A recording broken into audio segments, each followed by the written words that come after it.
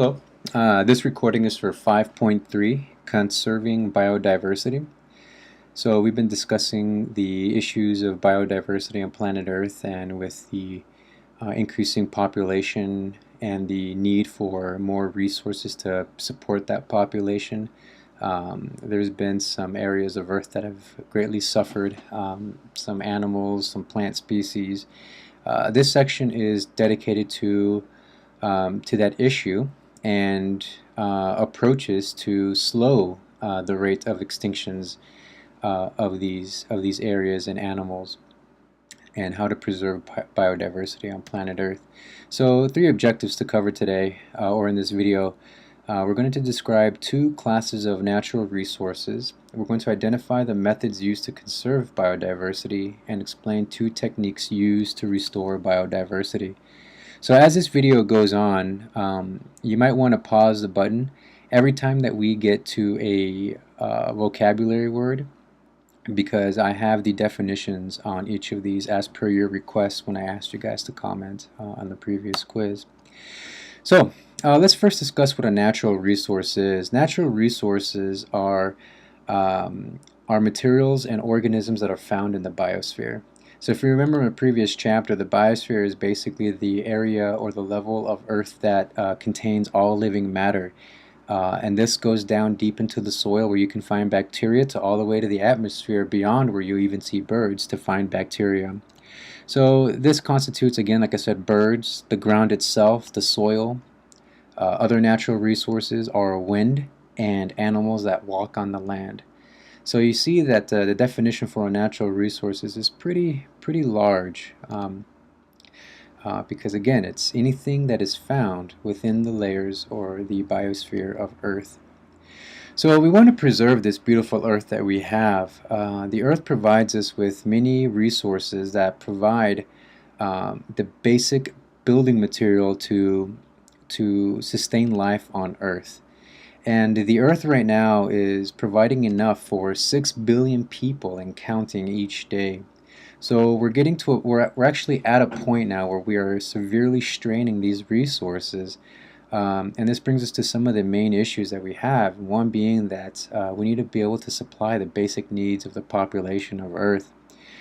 This chart that you have in your textbook illustrates well the consumption rate of resources and the uneven distribution of those resources. So you can see here on the left that you have Western countries that are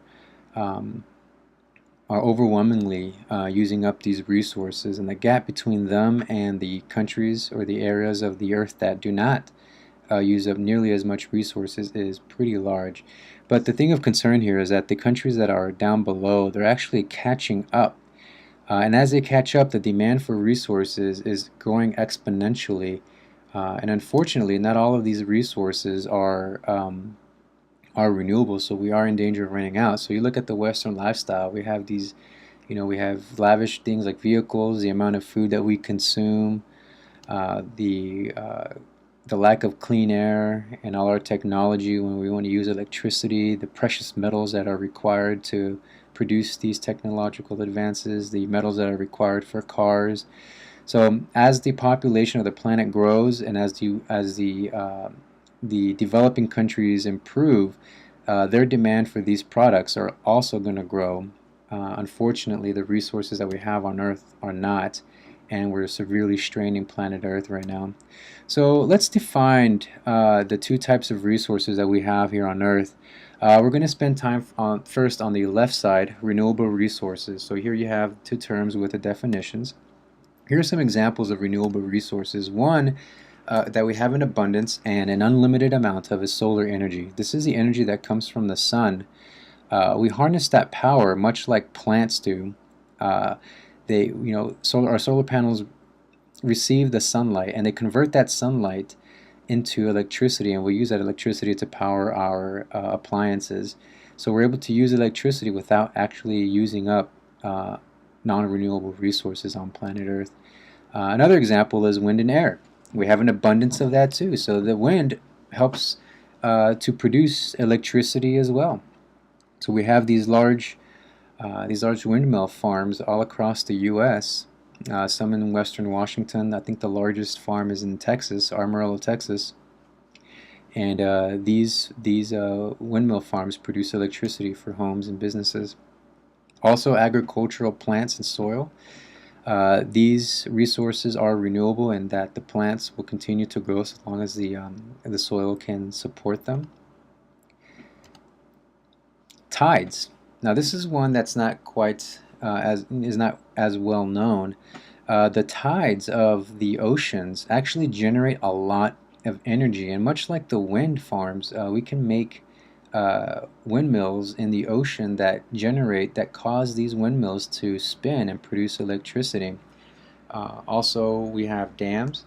Now, the way a dam works, a hydroelectric dam, is that you use the potential energy in a water reservoir to produce uh, a spin on the turbine. So here you have water that runs through these reservoirs, and they hit the turbine, and they cause the turbine to spin.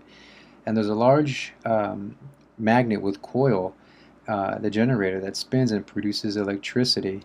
And that electricity is then pumped to homes, and it powers, again, homes and businesses. And then excess water flows out into a river. Okay, so as long as we have rivers and running water, we can produce dams and ocean windmills to produce electricity. Now let's go to non-renewable resources. These are resources that we have a limited amount, and these are found in the soil, or some of them are found in the soil, in particular your metallic minerals like iron, copper, and aluminum. These are dug up and extracted from the earth leaving large holes in the earth, these earth mines. Fossil fuels like coal, oil. Hope you enjoy this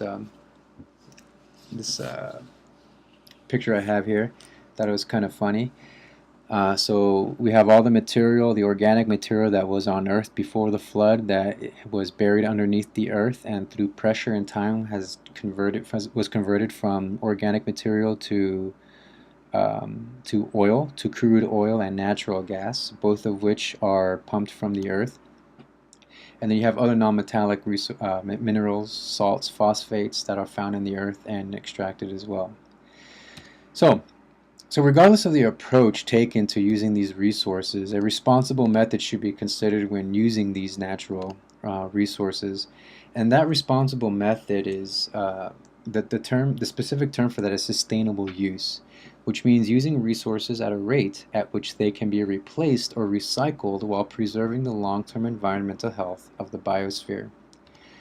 Okay, so one of the ways that we can maintain our resources is reducing the amount of resources consumed. Instead of driving to work, we can bike to work, for example, or walk, exercise. We can recycle resources, put them back into the cycle of use. Also is preserving ecosystem and using them responsibly. Preserving our lands. Instead of cutting down our forests, we can protect them and make them into state parks where we can enjoy hiking and biking. Washington State's, we're lucky to live in a state that takes really good care of its land resources. And just got a picture here of the Discovery Pass that you need to purchase to help sustain these lands that we live in. So you might remember us talking about the edge effect before, and that's basically when you have a large parcel of wildlife land, and when you need to carve out a road in that land, you have something called the edge effect, where you're carving large ecosystems into small parcels, increasing the number of edges and creating an edge effect. So you have a picture here of a road that's been cut, and you might think that, well, that's the only area that's being affected. But what happens is the edge effect, that animals, wildlife, not only tend not to cross or to inhabit these areas, but there's a bit of an imaginary barrier that exists that goes beyond just the road where organisms don't inhabit or don't come by. What that does is that creates a barrier where these organisms on one side of the ecosystem do not interact with the other, and that reduces the amount of biodiversity that an area can have. So one of the ways that that's combated is is building natural corridors.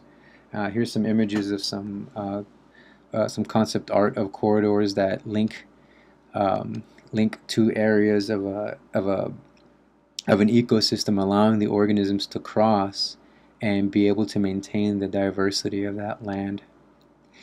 So, two terms that we're going to discuss. The last two terms are bioremediation and biological augmentation.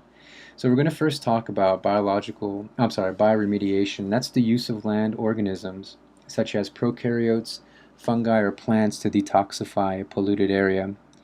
So before we get into that, let's discuss this graph on the left. This is showing us the recovery time of land due to disasters and how much land they affect. So that's the affected land, the affected size of the land for a particular disaster, and that's the amount of time that it takes. So if you look at natural disasters in green, like meteors, tsunamis, lightning strikes, you can see lightning strikes don't affect that much of an area, and because of that, they don't take as long to recover. But you look at a meteor strike, you don't get too many of those. But volcanic eruptions and tsunamis, these affect a large area of land, and they take much longer to recover. And then you have human-caused disasters such as pollution, slash and burning, oil spills, and you can see here that these do tend to take a really long time to recover, and they take quite a toll on the environment. And then you have your natural or human-caused disasters such as floods or forest fires. And again, the idea is that some of these disasters affect larger parcels of land, which also correlates with the amount of time that it takes to fully recover. So bioremediation is one of the techniques used to fix mistakes that are made. And what you see a picture of here is an oil spill, and you have people who are spraying various bacteria and enzymes on the oil. What this bacteria does is that it consumes a contaminant, which is the oil.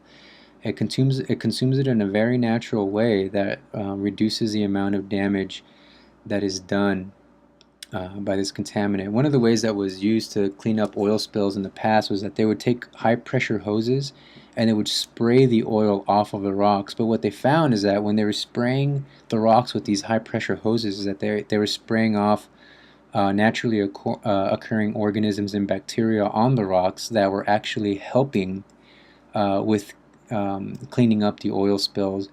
And when they would leave the rocks bare, it actually took the land even longer to repair itself than if they would have just left it alone with the oil on top.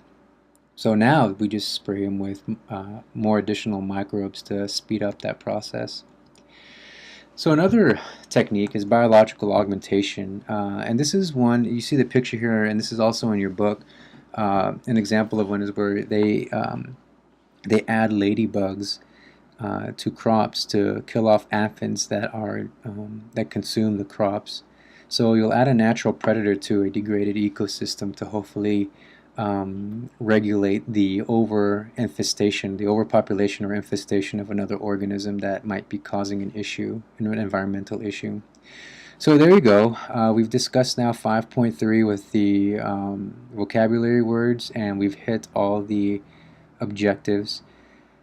So good luck in your studying.